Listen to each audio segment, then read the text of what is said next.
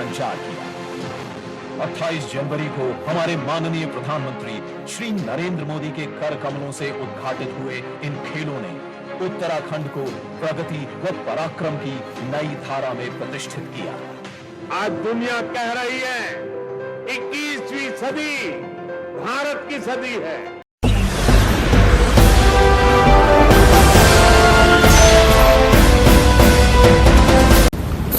नमस्ते, अपडेट रुड़की में आपका स्वागत है। मैं हूं राम कुमार चौहान और आप देख रहे हो अपडेट रुड़की। दोस्तों, आज हम बात करेंगे उत्तराखंड के हल्द्वानी नैनीताल में 38वें राष्ट्रीय खेलों 2025 का समापन समारोह कार्यक्रम चल रहा है, जिसके समापन के लिए केंद्रीय गृह मंत्री अमित शाह जी यहां पर पहुंचे हैं। इसकी शुरुआत 28 जनवरी को माननीय प्रधानमंत्री नरेंद्र मोदी जी ने यहां पहुंचकर की थी और किस प्रकार उत्तराखंड के युवाओं को खेलने के लिए प्रधानमंत्री जी ने प्रेरित किया, उस कार्यक्रम के समापन पर गृह मंत्री अमित शाह यहाँ पहुँचे और जिस प्रकार खिलाड़ियों का उत्साहवर्धन करते हुए पुलवामा के शहीदों को गृह मंत्री जी ने याद किया और अपने भाषण में उन्होंने क्या कहा, आइए एक बार उनके भाषण को सुनते हैं। दोनों हाथ उठाइए और प्रचंड आवाज से बोलिए, भारत माता की।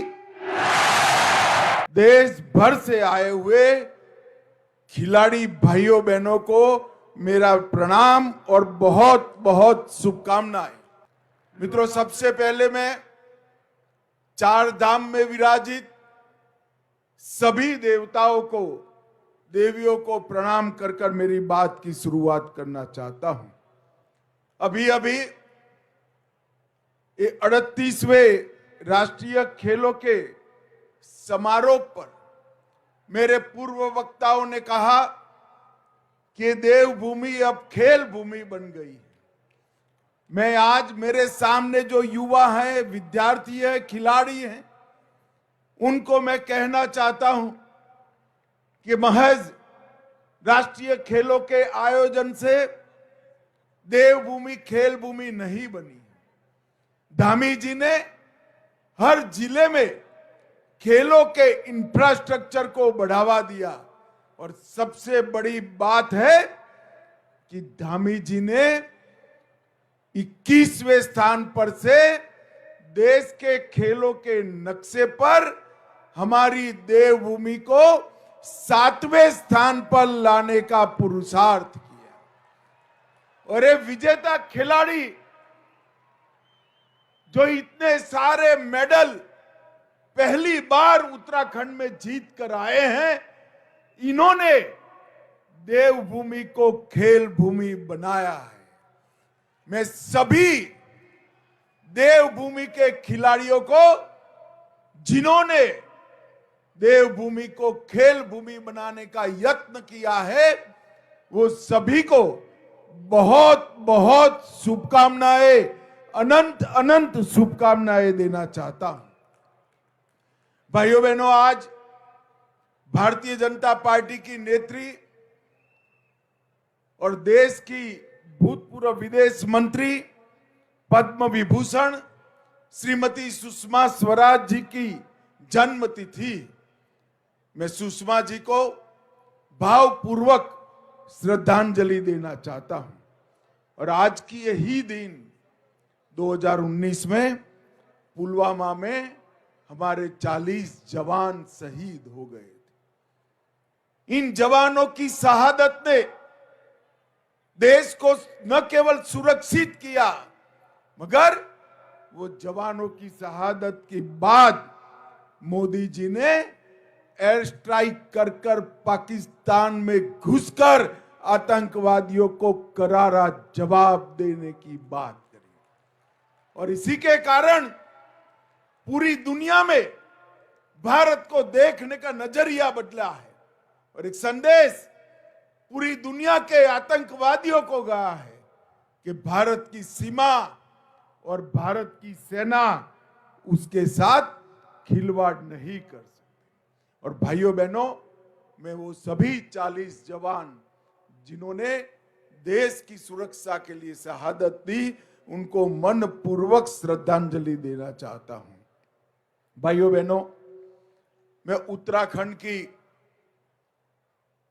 समिति, आयोजन समिति का और उनके सभी स्पोर्ट्स के एसोसिएशनों का भी हृदयपूर्वक अभिनंदन करता चाहता हूं, क्योंकि जब से यहां से खेल शुरू हुआ तब से सर्वदूर देश में हर जगह से उत्तराखंड की वाहवाही, उत्तराखंड के लिए अच्छी व्यवस्था के गुणगान पूरे देश आज गा रहा है। और ये सफल आयोजन इतने ऊंचाई पर इतने छोटे से राज्य के लिए बड़ा कठिन था, मगर धामी जी के नेतृत्व में, खेल मंत्री जी के नेतृत्व में एक काम को बहुत अच्छे तरीके से आयोजन समिति ने पूरा किया।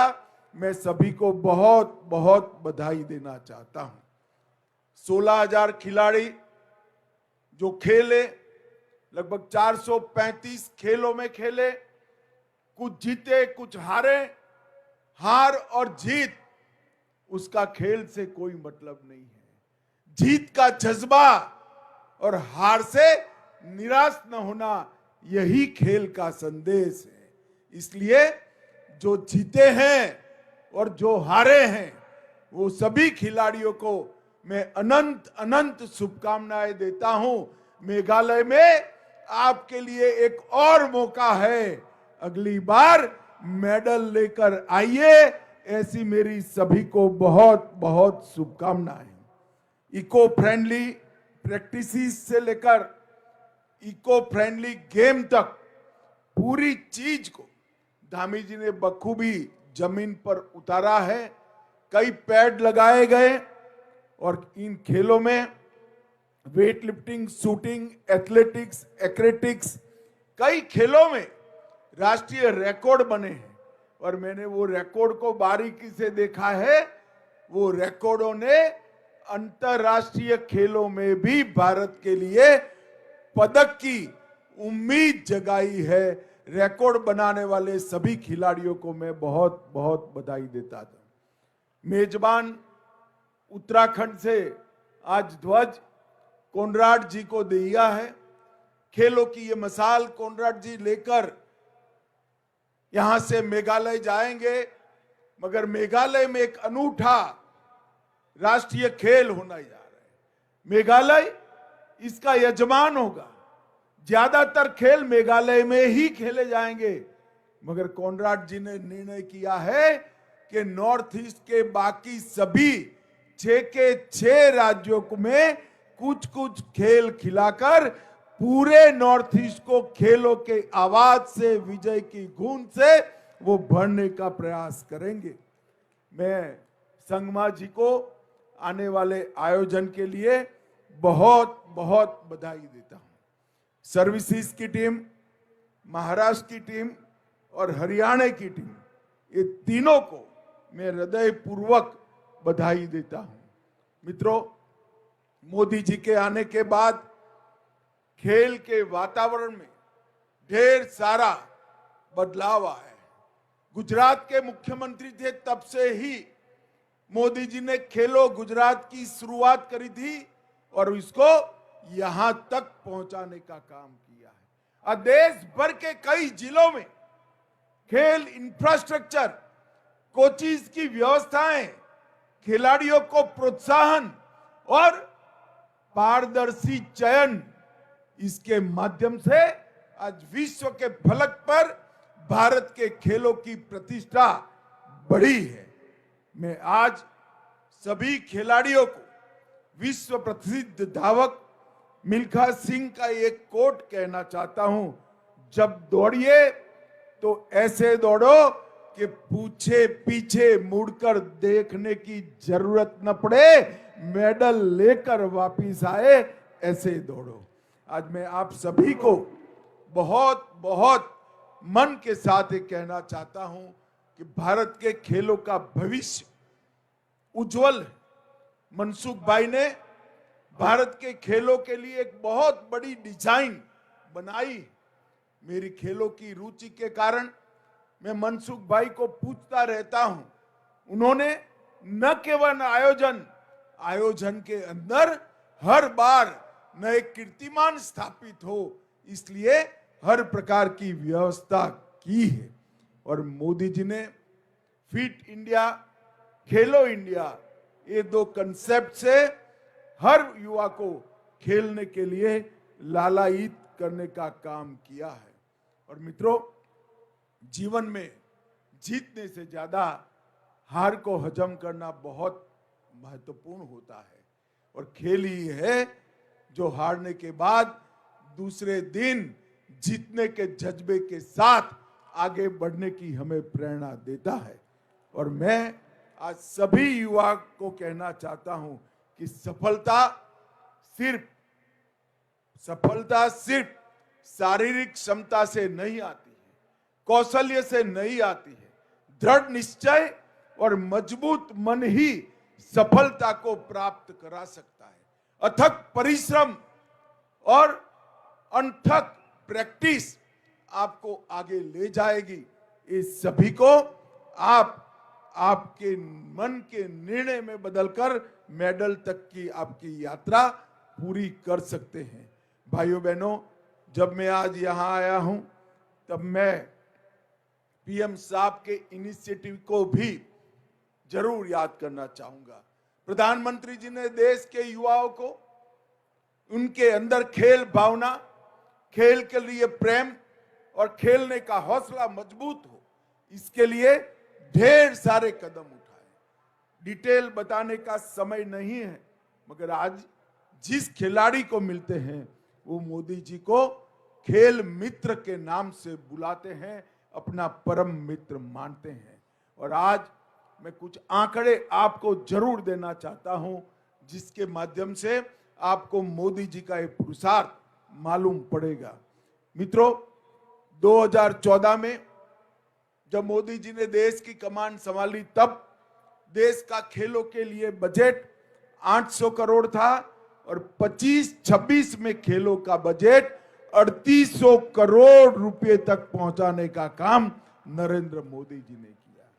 2014 में 15 मेडल कॉमनवेल्थ में मिले थे, हम उसको 26 तक ले गए। एशियाई खेलों में 2014 में 57 मेडल मिले थे, उसको हम 107 तक ले गए। और पैरा एशियाई खेलों में 33 मेडल मिले थे, हम उसको 111 तक ले गए हैं। अंतरराष्ट्रीय स्पर्धाओं में भी हमारे तिरंगों को खिलाड़ियों ने ऊंचा करने का काम किया है।